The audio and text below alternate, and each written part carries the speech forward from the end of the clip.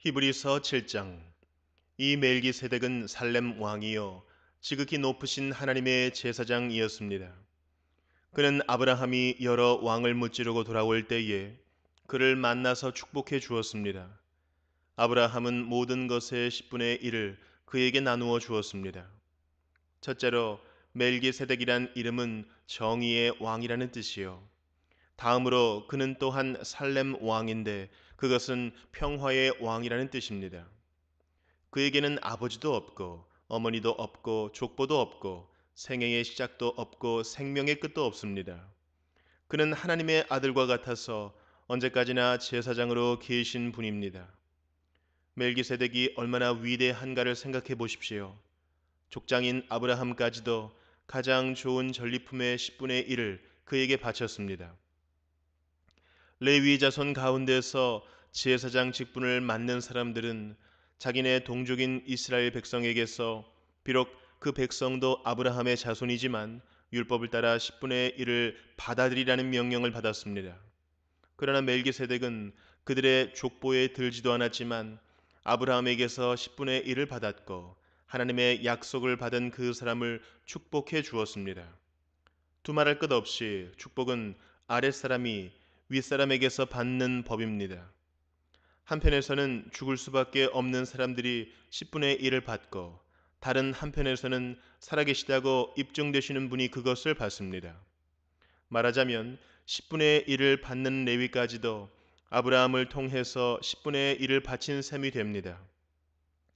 멜기세덱이 아브라함을 만났을 때에는 레위는 아직 자기 조상 아브라함의 허리 속에 있었으니 말입니다. 그런데 이 레위 계통의 제사직과 관련하여 이스라엘 백성은 율법으로 지령을 받기는 하였습니다. 그러나 만일 그 제사직으로 완전한 것이 이루어질 수 있었다면 아론의 계통이 아닌 멜기세덱의 계통을 따른 다른 제사장이 생겨날 필요가 어디에 있겠습니까? 제사직분의 변화가 생기면 율법에도 반드시 변화가 생기기 마련입니다. 이런 말이 가리키는 분은 레위 지파가 아닌 다른 지파에 속한 분입니다. 그 지파에 속한 사람으로서는 아무도 제단에 종사한 적이 없습니다. 우리 주님께서는 유다 지파에서 나신 것이 명백합니다. 그런데 모세는 제사장들에 관하여 말할 때에 이 지파와 관련해서는 말한 것이 아무것도 없습니다. 멜기세덱과 같은 모양으로 다른 제사장이 생겨난 것을 보면 이 사실은 더욱더 명백합니다. 그는 제사장의 혈통에 대해서 규정한 율법을 따라 제사장이 되신 것이 아니라 썩지 않는 생명의 능력을 따라 되셨습니다. 그를 두고서 말하기를 너는 멜기세덱의 계통을 따라서 영원히 제사장이다 한 증언이 있습니다. 전에 있던 계명은 무력하고 무익함으로 폐하게 되었습니다. 율법은 아무것도 완전하게 하지 못하였습니다. 그래서 하나님께서는 더 좋은 소망을 우리에게 주셨습니다.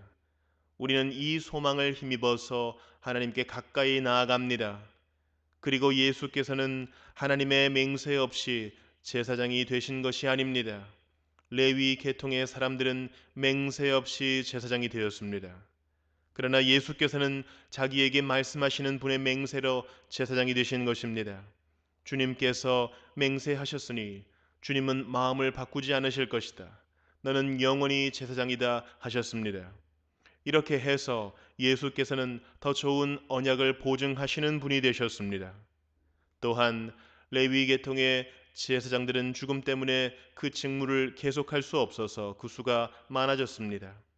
그러나 예수는 영원히 계시는 분이므로 제사장직을 영구히 간직하십니다.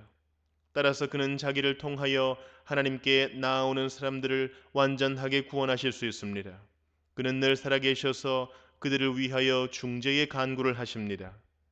예수는 이러한 제사장으로 우리에게 적격이십니다.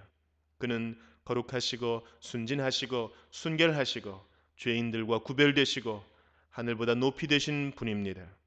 그는 다른 대제사장들처럼 날마다 먼저 자기 죄를 위하여 희생 제물을 드리고 그 다음에 백성을 위하여 희생 제물을 드릴 필요가 없습니다. 그는 자기 자신을 바치셔서 단 한 번에 이 일을 이루셨기 때문입니다.